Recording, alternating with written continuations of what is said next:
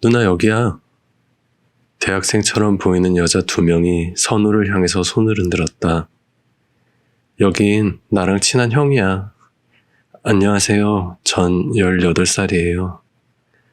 우린 20살인데 얘기 들었어요. 모델이시라면서요? 엥? 갑자기 무슨 말이지? 내가 모델이라니.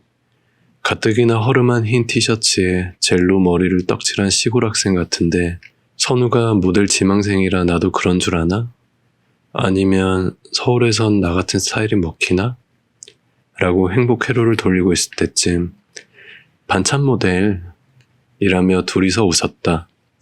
농담이에요.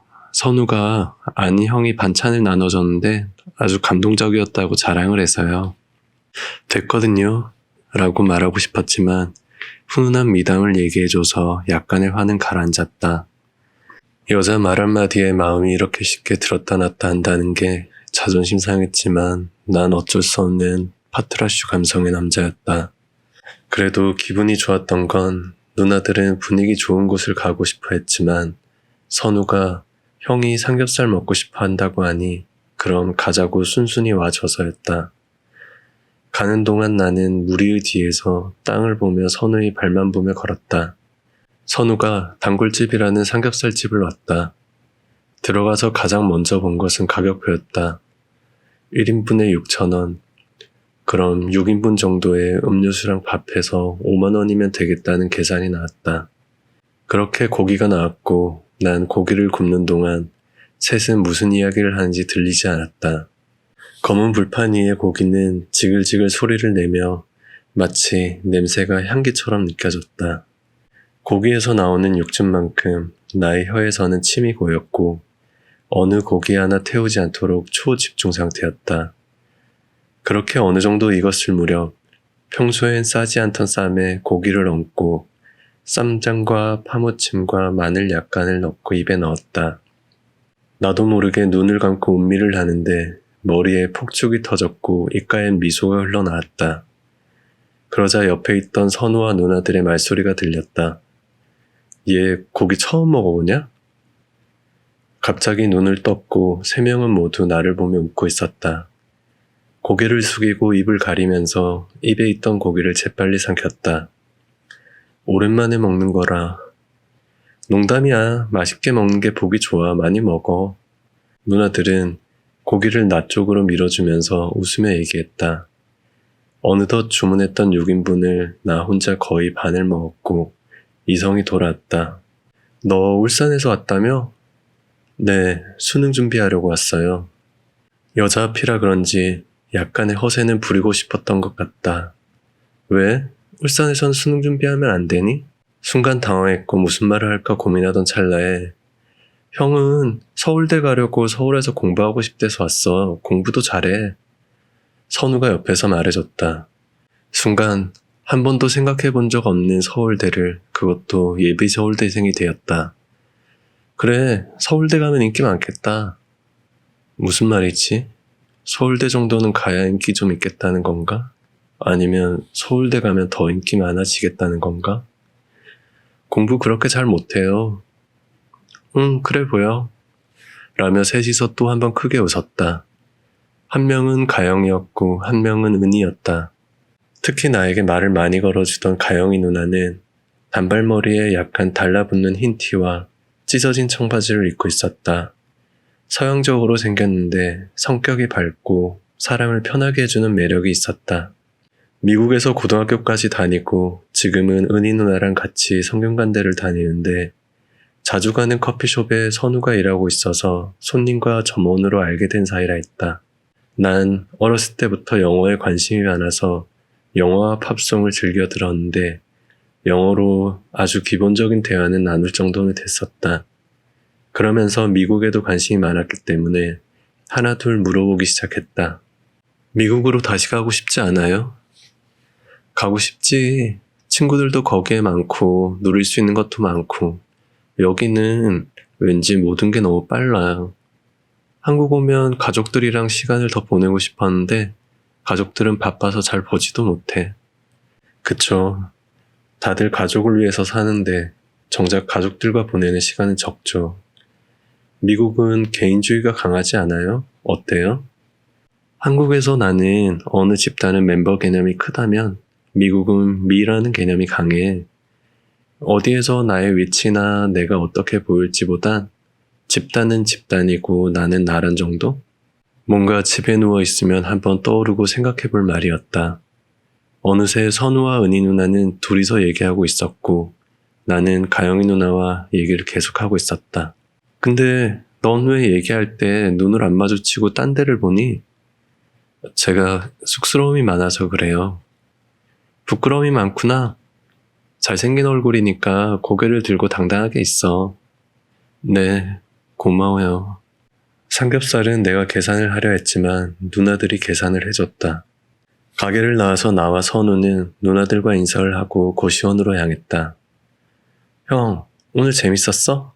오늘 새로운 것도 너무 좋았고 혼자 못 먹던 삼겹살도 먹을 수 있어서 너무 좋았어. 형, 아까 처음 삼겹살 먹을 때 완전 웃겼어. 삼겹살 모델 같았어. 오늘 모델이란 말 2번이나 듣네. 서로 웃으면서 이야기를 하다 보니 어느덧 고시원에 도착했다. 씻고 누웠다. 티셔츠에 밴 고기 냄새가 다시 삼겹살을 생각나게 했지만 오늘은 뭔가 새로운 세상을 맞이한 것 같은 느낌이 들었다. 새로운 것들과 새로운 느낌, 새로운 감정들이 나의 머릿속에 어떻게 저장될진 알 수 없었다. 지금 내가 정리하지 못한 생각들이 현재 그리고 미래의 변화를 어떻게 요구할지 알 수 없었다. 난 지금이 너무 행복한데 미래의 나는 지금의 화살표를 꺾고 다른 방향으로 가려 하진 않을까 걱정이 됐다. 현재의 불만을 생성시켜 변화하기 위한 에너지로 삼을 것 같은 작은 두려움도 있었다. 내 안에는 판단과 선택을 하는 데 있어서 그래야 한다고 주장하며 나를 조종하는 생각이 있다. 그러나 내 안에 한 번도 본 적 없는 깊숙한 어느 곳에서는 결국은 그렇게 하도록 만드는 무의식이 공존하고 있는 것 같았다. 나는 기억이라는 걸 하기 싫었다. 기억이 많을수록 지난 아픔과 슬픔을 비례하여 느꼈기 때문에 나 나름 현재의 행복을 느끼기 위해 적절히 사용하고 있다 생각했었다. 모든 걸 잊고 싶었었는데 뭔가 기억하고 싶은 게 생긴다는 느낌은 머릿속을 복잡하게 했다. 오늘 일련의 일들이 인지하지 못한 깊숙한 나에게 어떻게 받아들여졌을지 내 안에서 아무리 찾아보고 물어봐도 지금 그 대답은 들을 수 없었다. 눈을 뜨니 10시였다. 바로 일어나서 이불과 옷들을 세탁기에 돌렸다. 방에 들어와 방바닥을 닦고 책상에 널브러진 잡다한 것들을 정리하고 책상에 앉아 그간 한쪽에 있던 정석책을 펴봤다.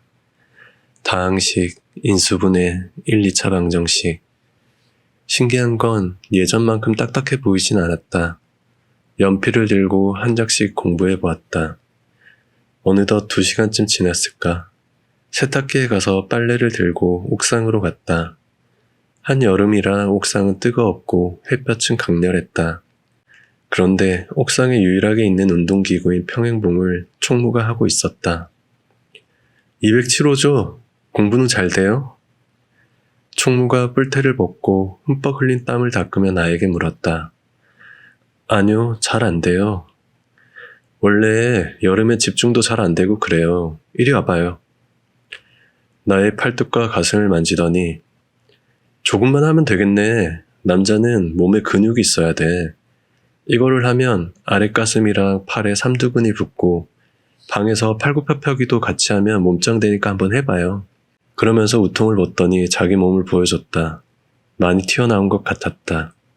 가슴도 튀어나오고 팔뚝의 근육도 튀어나오고 배도 튀어나와 있었다. 어쩐지 윗몸 일으키기는 얘기 안 하더라니. 평행봉에 이렇게 올라와서 발을 뒤로 하면 삼두근 운동, 무릎을 가슴 앞으로 두고 하면 아랫가슴. 푸아, 푸아. 2개씩 시범을 보이곤 내려왔다. 나도 평행봉에 올라가서 내려갔다 올라오는데 3개도 힘들었다. 예전엔 초등학교 운동장 놀러가면 5개는 했는데 내가 그동안 라면만 먹어서 그런지 힘이 하나도 없었다. 봐봐, 체력을 길러야 공부가 잘 된다니까? 이틀에 한 번씩 올라와서 해요. 라며 나의 발등을 받쳐주더니 나는 총무의 도움으로 10개를 채웠다. 팔이 너무 욱신거리고 몸이 땀으로 다 젖었다. 입을 대고 마시던 물통을 나에게 주더니 목마르죠? 한 모금 마셔요. 라고 했는데 거절을 할 수 없었다. 그러면서 옥상의 그늘로 가서 이야기를 나누었다. 총무는 나이가 29살이고 변리사 공부를 하고 있다고 했다. 변리사가 뭔지 물어보니 사람들이 발명을 하면 특허를 내도록 도와주는 사람인데 돈을 많이 번다고 하였다. 그리고 동생이니까 말을 편하게 해도 되냐고 물어보길래 편하게 대해달라고 했다. 이렇게 좁고 어두운 데서 공부하기에는 나이가 어린데 대단하다. 전 이런 곳이 좋더라고요. 나를 의아하게 쳐다보더니 안 가 카페? 내 후배들은 여기 와오더니 여기서 살면 정신병 걸리지 않냐고 다 물어봤는데 넌 여기가 편해? 네, 전 좋아요. 어두운 것도 밀폐되어 있는 것도 좋아요.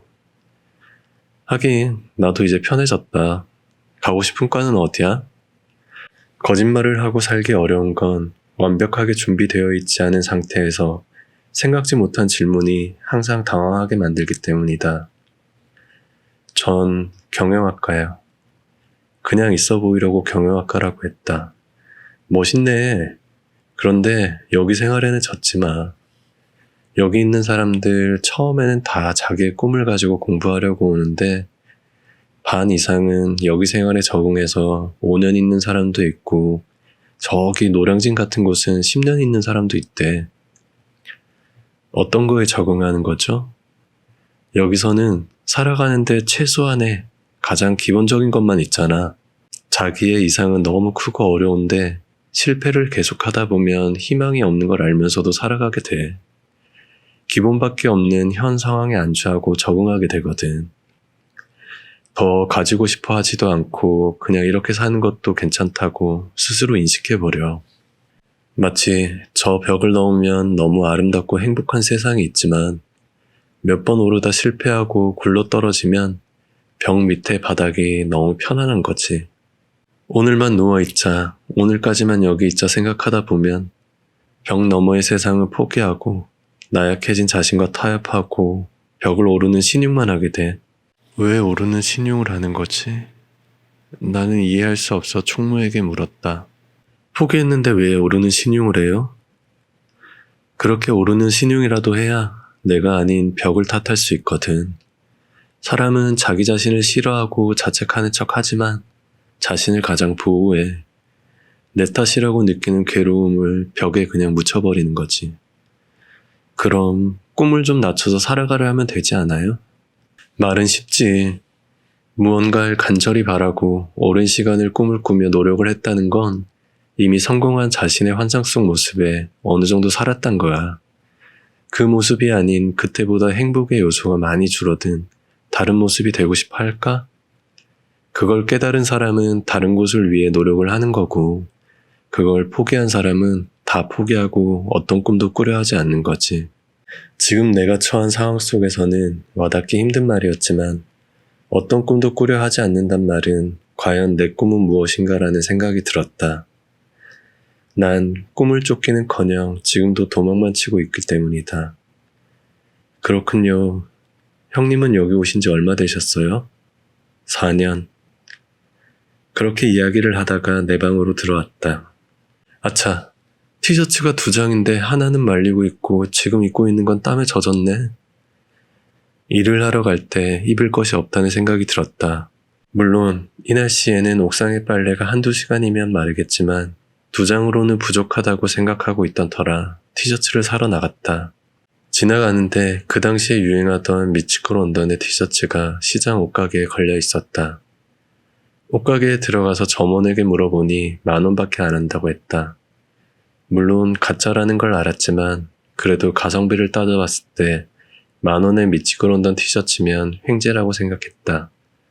사려고 사이즈를 맞춰보려고 하는데 미치코 런던이 아니라 미시건 런던이었다. 큰일 날 뻔했다. 한숨을 쓸어내리며 다음에 올게요 라고 하고 번화가로 향했다. 처음 성신여대역에 왔을 때 보이던 그곳이었다. 벌써 거의 한 달이 지났다는 생각과 그때 지하철 출구 앞에서 책가방을 보따리처럼 메고 있는 고등학생이 제3자의 시점으로 아른거렸다. 그때의 낯설음과 두려움은 이제 낯설음만이 조금밖에 남아있지 않았고 난 어느새 적응을 해가고 있었다.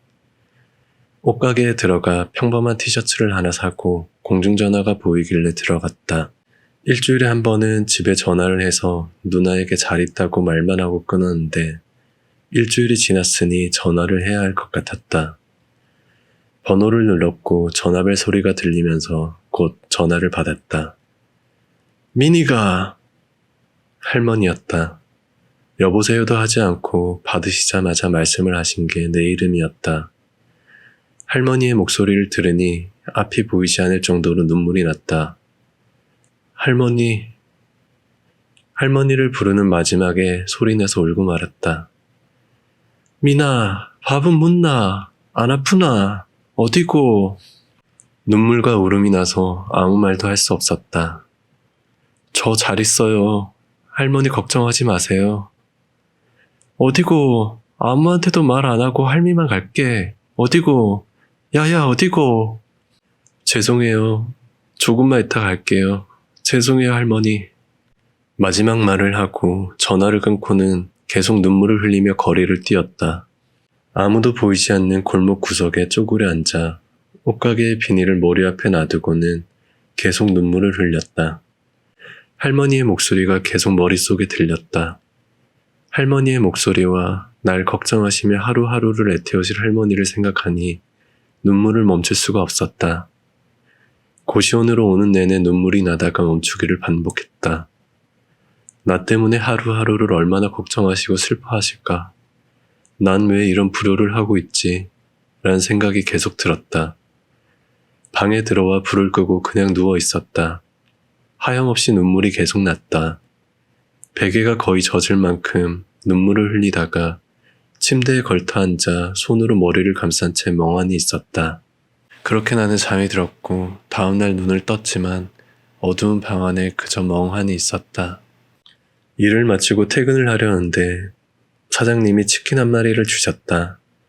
내 하루 일당에 맞먹는 치킨이었지만 항상 요즘 더 마른 것 같다는 말과 함께 챙겨주셨다.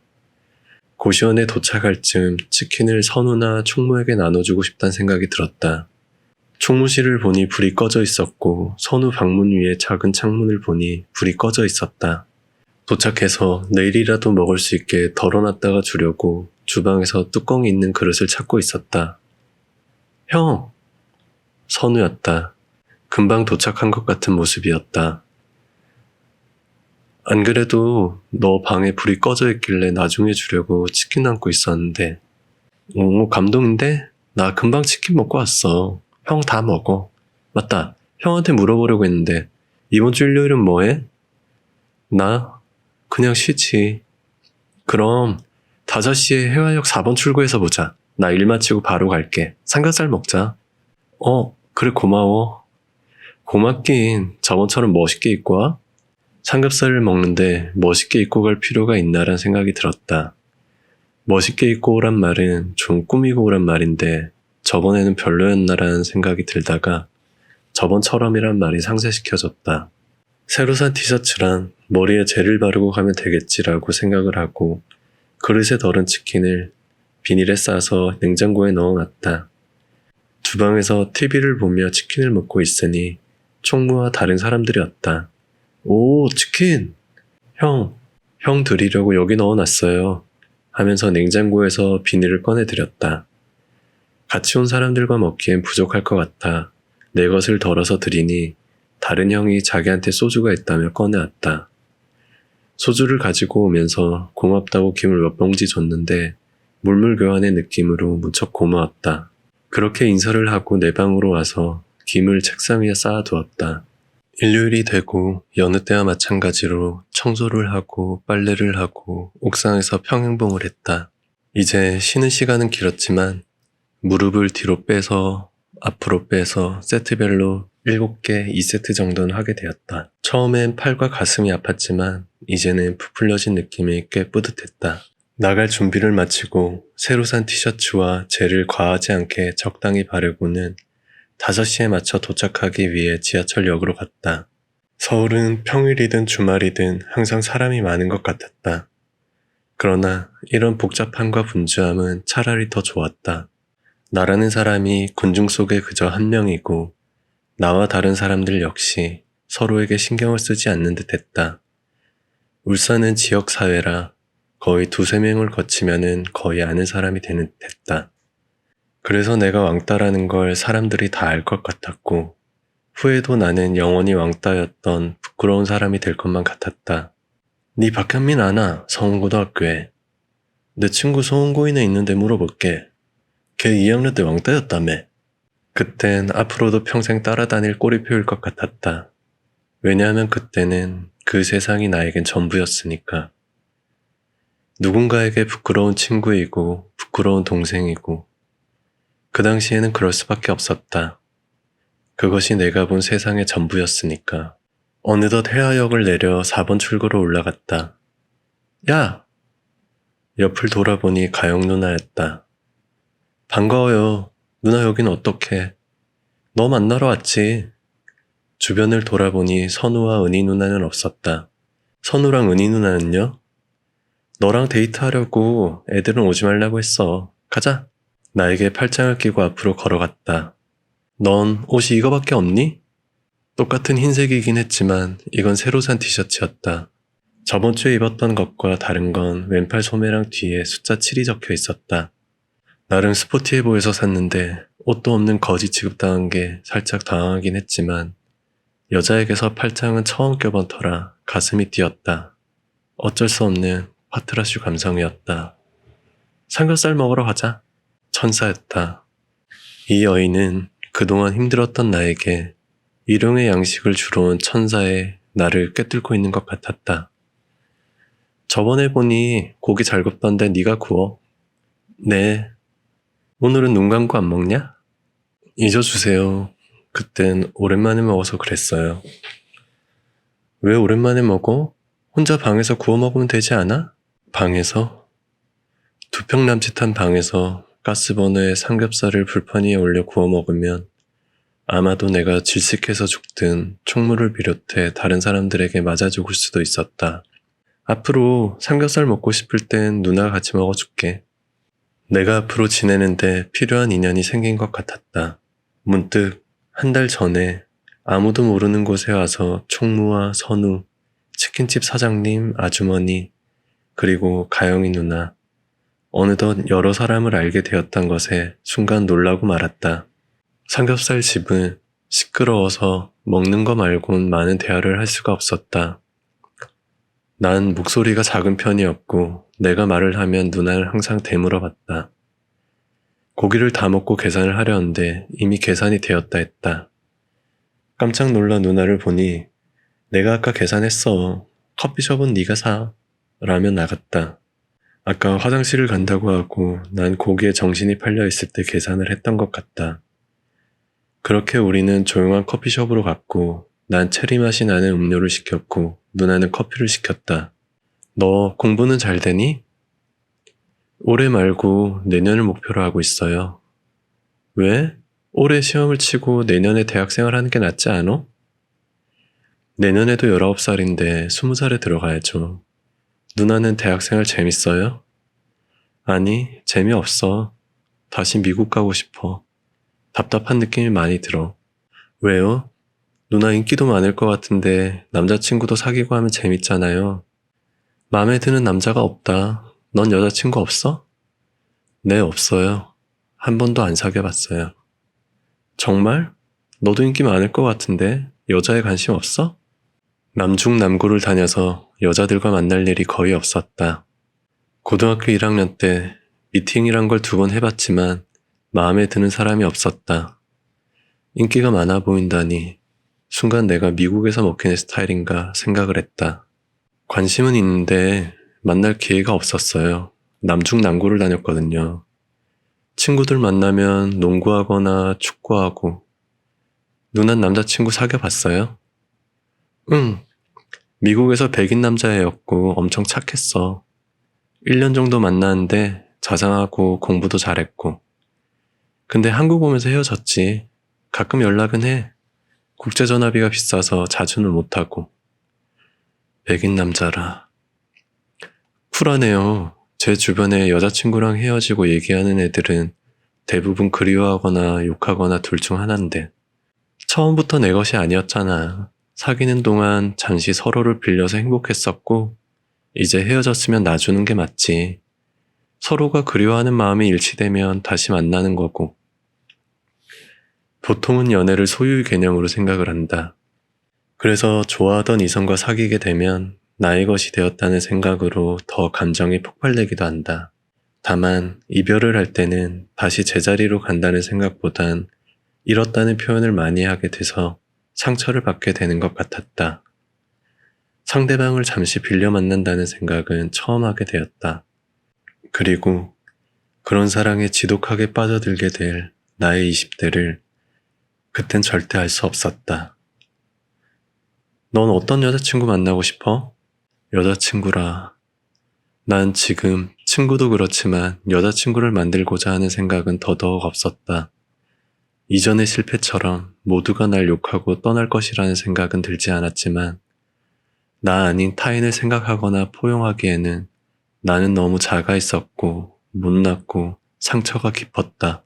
지금 제가 무슨 여자친구예요. 그래도 이상형이 있을 거 아니야. 이쁘고 착한 여자요?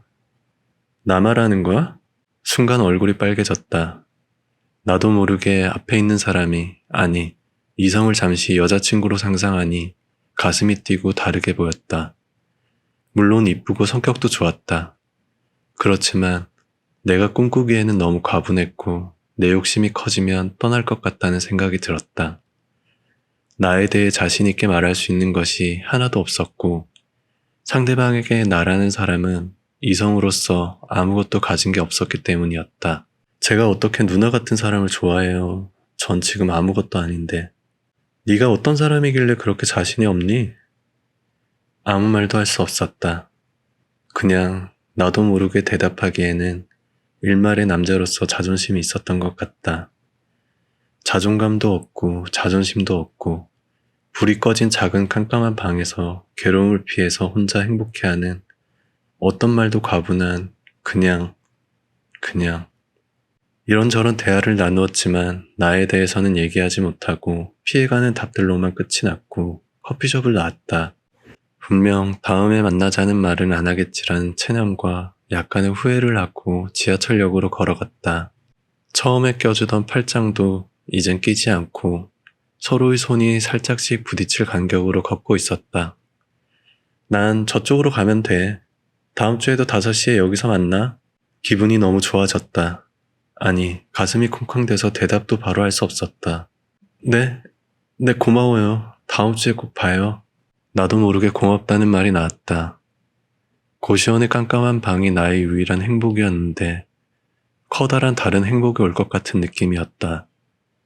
그러나 내가 가지기에는 너무 큰 행복이었고 그녀는 너무 아름다웠다.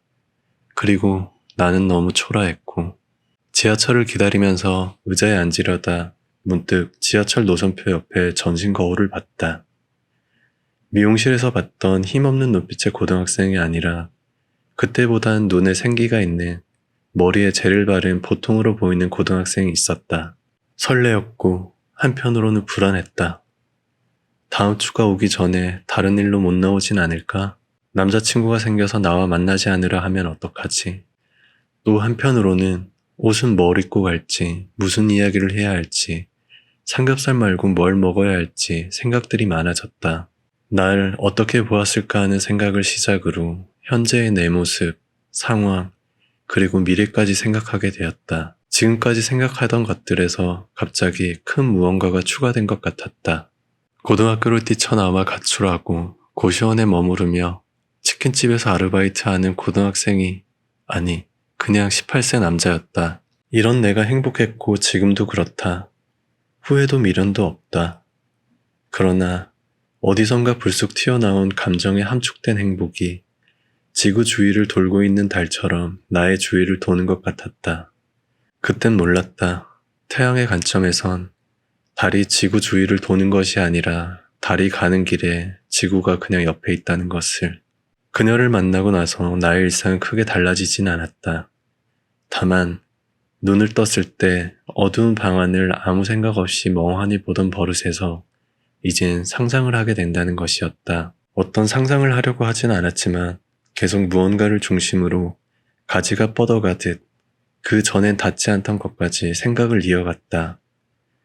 다행히 침대에서 일어나는 순간 가지들은 흔적도 없이 후두둑 떨어졌지만 분명 그 가지의 잔해들은 바닥에 쌓이고 있었다. 월요일이 좋았었다. 왜냐하면 가게에 출근하면 아주머니께서 손수 만들어 오신 반찬들을 사장님, 아주머니, 나 이렇게 셋이서 저녁을 먹을 수 있었기 때문이었다. 항상 나에게 아직 키가 클 시기라며 밥을 2그릇 먹게 하셨고 난 반찬이 맛있어서 매번 2그릇을 먹었다. 그래서 일요일엔 라면만 먹다가 월요일엔 밥을 맛있게 먹을 수 있어서 월요일이 나에겐 이틀의 기다림이었다. 학교를 다닐 땐 어머니가 차려주신 밥을 억지로 먹는다 생각으로 먹는 둥 마는 둥 했는데 배고파 보니 밥그릇에 소붓기 쌓인 흰 쌀밥과 반찬들이 얼마나 소중한지 깨닫게 되었다. 고시원의 밥은 운이 좋으면 갓 한 밥을 먹었지만 아니면 시간이 오래 지나 신냄새가 나는 밥을 먹어야 했다. 그런데 이제 월요일은 도착선이 아닌 출발선에 온 것 같은 느낌이 들었다. 일요일이 되기까지 6번의 하루를 완주해야 하는 트랙에 선 느낌이었다.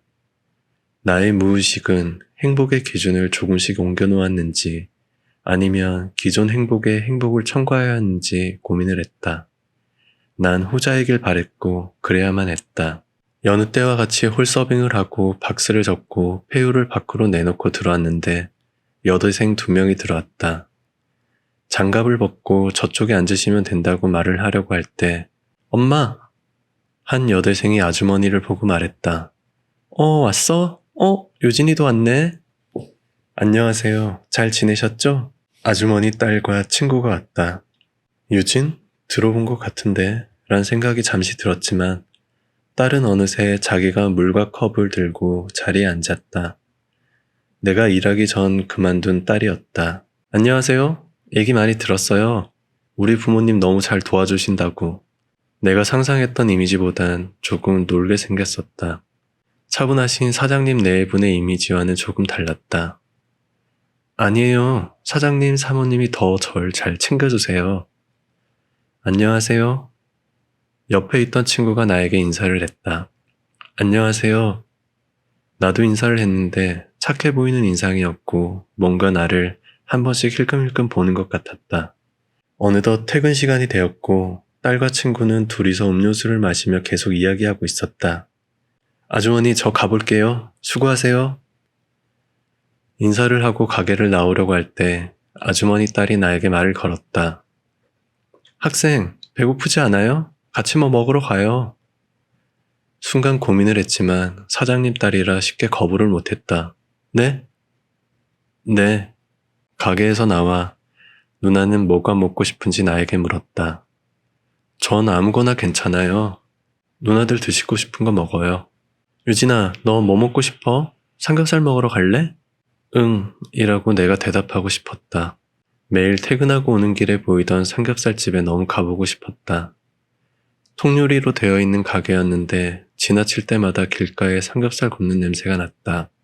저마다 행복하게 웃으며 삼겹살을 먹고 있는 모습들이 무척 부러웠었고 그 마음을 뒤로 한 채 이내 고시원으로 항상 갔었다.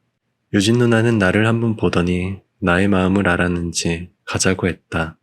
그럼 근처에 맛있는 데 있는데 거기에 가자. 그렇게 따라간 곳은 역시나 고시원 가는 길에 매일 보던 그곳이었다. 자리에 앉는데 순간 난 돈이 하나도 없단 게 생각났다. 엄마가 학생 사주라고 돈을 줬으니까 많이 먹어요. 하며 나에게 말을 했다. 드디어 매번 지나치며 유리 너머로 사람들이 맛있게 먹던 그 자리에 앉아 삼겹살을 먹게 된다 생각하니 너무 행복했다. 학생 이름이 뭐예요? 박현민이에요. 난 은정이고 이 친구는 유진이에요. 사장님 딸이 말했다. 아, 감사합니다. 나는 이름에는 생각이 없고 오직 고기에 포커스가 있어서 나도 모르게 고기에 대한 감사 인사를 했다. 뭐가 고마워? 이름 알려줘서? 라며 둘은 웃었다. 아니요, 고기... 그렇게 삼겹살이 나왔고 내가 구우려 하는데 유진 누나가 일한다고 힘들었을 텐데 자기가 굽는다고 집게를 가져갔다. 아니에요, 누나. 제가 구울게요. 제가 잘 구워요. 아니에요. 오늘은 드시기만 해요. 얼굴도 착해 보였는데 말투도 착하고 배려심이 깊은 것 같았다. 얘기 들은 거보다 더 착하게 생겼네. 누나들도 다 미인이세요. 진심이 안 느껴지는데? 라며 은정 누나는 웃으며 말했고 나도 소리내서 웃었다. 우리 아빠가 현민 씨 봤다고 들었어요.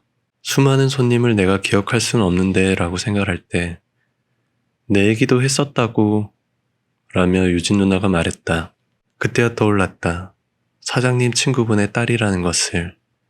검정고시를 보고 지금 중앙대를 다닌다고 했던 게 생각이 났다. 저도 들었어요. 너무 반갑습니다. 정말 반가웠다. 나와 같은 아픔을 겪은 사람이었고 이 사람은 그걸 털어내고 지금은 대학교에서 즐거운 생활을 하고 있는 사람이었다. 흔치 않은 같은 상처를 겪은 사람을 만난다는 건 누구에게도 쉽게 보여주지 못한 상처 덩어리의 마음을 꺼내놓을 수 있었고 마음의 경계가 풀리는 느낌이었다. 현민 씨, 지금 검정고시 준비한다고 들었어요. 지금 공부 잘 안 되죠?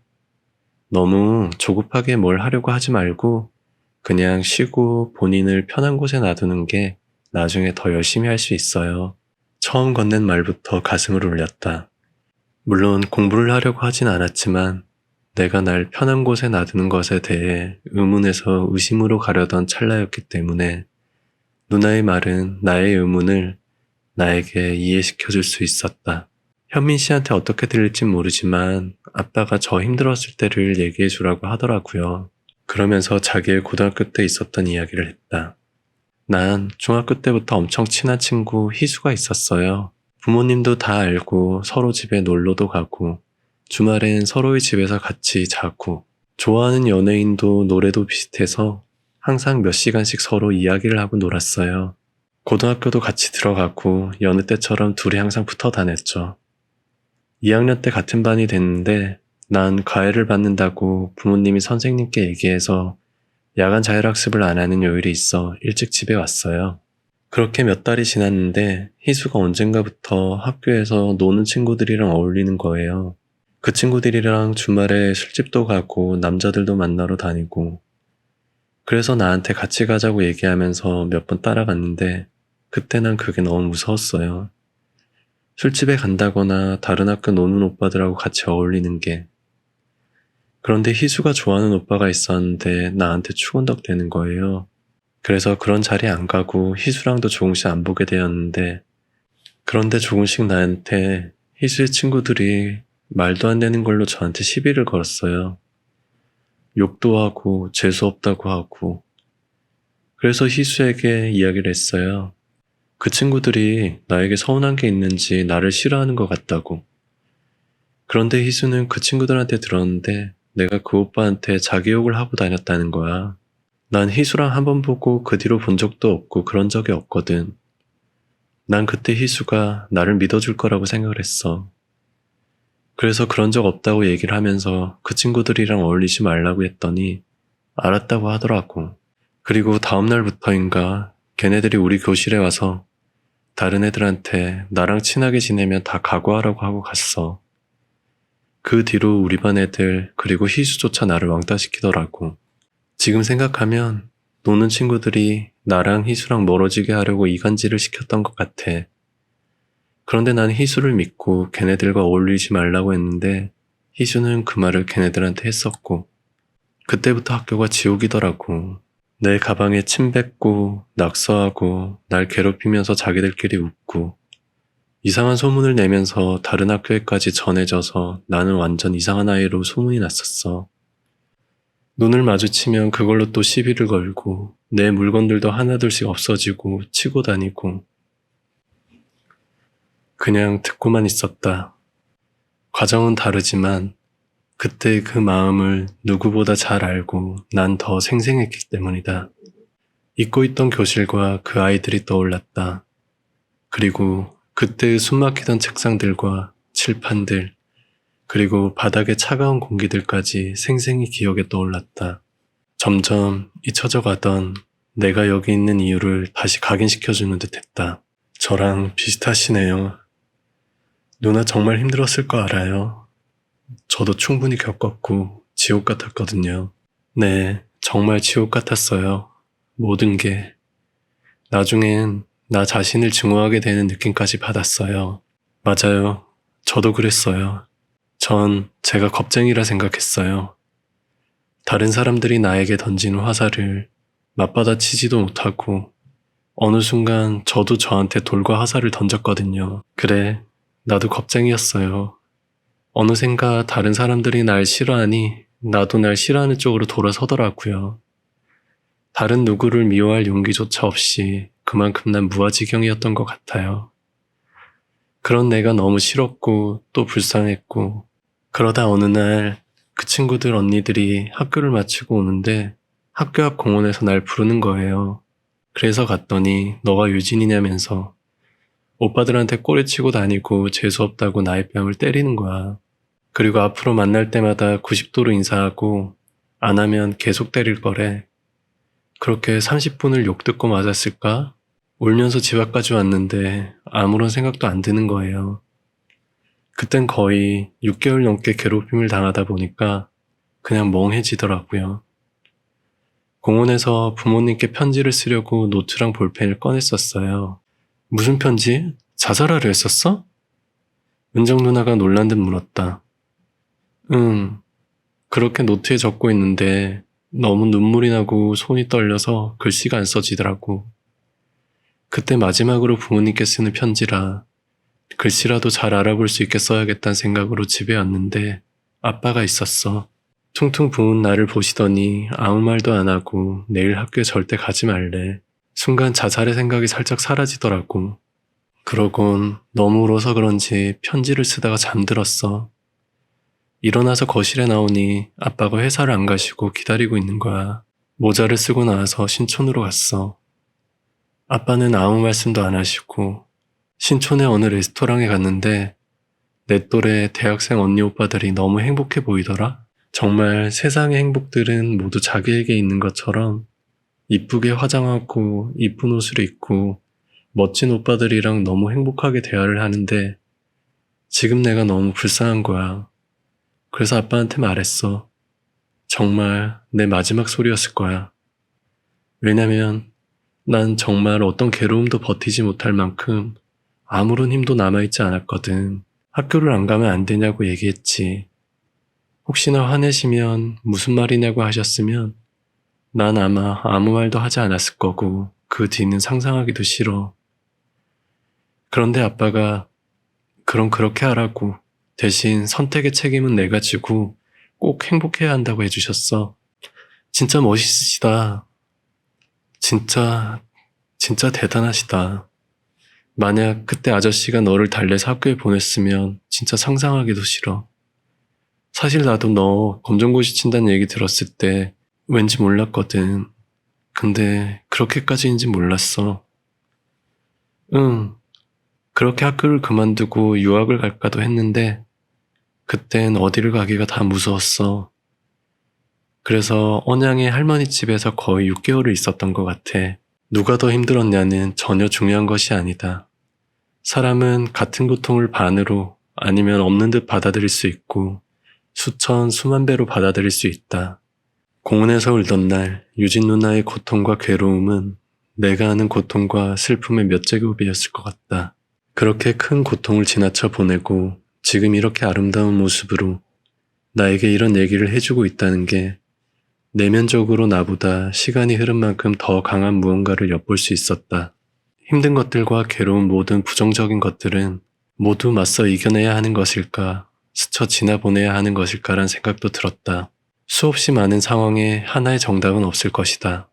다만 유진 누나와 아버님의 선택은 스쳐 지나보내는 것이었고 그로 인해 이렇게 아름다운 여성은 행복이 더 많은 삶을 살고 있다. 나 역시 스쳐 지나보내고 있지만 앞으로 행복이 더 많은 삶을 살 수 있을지는 알 수 없다. 너도 진짜 많이 힘들었겠구나. 나도 어느덧 내 이야기를 누나들에게 했고 누나들은 눈물을 글썽거렸다. 누나, 너무 감사드려요. 무슨 말을 해야 할지 모를 정도로 너무 많이 감사하고 힘이 됐어요. 정말 아름다우세요. 앞으로 더 아름다우실 테니 우리 같이 힘내요. 유진이 남자친구 있어요. 잔잔한 클래식 음악에 나오는 이 음이탈은 뭐지란 생각이 들었다가 나도 모르게 웃어버렸다. 누나들도 웃었다. 사실 아빠가 저번부터 현민 씨 만나서 한번 얘기해보라고 했어요. 제가 도움이 될 수 있다고. 그런데 처음에 만났는데 전혀 왕따처럼 안 보여서 깜짝 놀랐어요. 라며 웃었다. 아닌데, 얼마 전까지 미용실 거울 앞에 있던 나는 전쟁의 폐잔병 포로처럼 눈에 아무런 힘도 없었고 세상의 근심을 다 짊어진 듯한 표정이었다. 유진 누나의 아버님도 처음 보자마자 왕따인 것을 알아차릴 정도로 아니에요, 저 왕따 맞아요. 나도 왕따예요. 유진 누나가 말했다. 너희들끼리 얘기해서 난 은따. 옆에 은정 누나가 얘기하자 모두 같이 웃었다. 너무 감사드린다는 말을 수십 번 하고 집으로 왔다. 세상엔 이렇게 좋은 사람들도 많구나란 생각에 가슴이 벅찼다. 그전까지 나는 성악설을 깨달았고 지금은 다시 성선설을 깨닫게 되고 있다. 이거 역시 답은 없겠지만 나 같은 사람을 위해서 찾아와 주고 감사한 이야기를 해주는 사람들이 있다는 것에 마음의 상처들이 있는 자리에 조금씩 새살이 나는 듯하였다. 고시원에 돌아와 샤워를 하고 거울을 보니 뭔가 달라진 것 같긴 했다. 눈도 조금 초롱해지고 평행봉을 해서인지 가슴도 좀 나은 것 같고 팔뚝도 좀 두꺼워진 것 같았다. 갑자기 아까 유진 누나의 말이 떠올랐다. 이제 폐잔병의 느낌은 사라진 수용소에서 탈출한 길 잃은 포로 느낌으로 한 단계 격상된 것 같은 느낌이었다. 눈을 떴다. 탁상 시계에 불을 켜보니 7시 20분이었다. 시계가 고장났나? 바로 일어나서 주방으로 가보니 오랫동안 피하고 있던 아침의 참새 소리와 스산한 아침 기운이 느껴졌다. 시계를 보니 7시 20분이 맞았다. 다시 침대에 누워 잠을 자려 몇 번을 뒤척이고 이불을 다시 폈다 덮고를 했지만 도통 잠이 오지 않았다. 아, 오늘 일요일이구나. 그동안의 다른 아침들과는 달랐다. 가슴 속에서 누군가 문을 두드리듯 계속 깨우는 것 같았고 알 수 없는 생각들이 머릿속에서 분주하게 뛰어다니는 것 같았다. 그것을 한 곳으로 모을 수 있었던 건 바로 한마디였다. 가영 누나. 이렇게 아침에 눈을 뜬 건 너무 오랜만이라 무엇을 해야 할지 몰랐다. 그저 오늘은 어떻게 만나고 어떤 이야기를 할지 그렇게 상상하던 도중에 다시 잠이 들었다.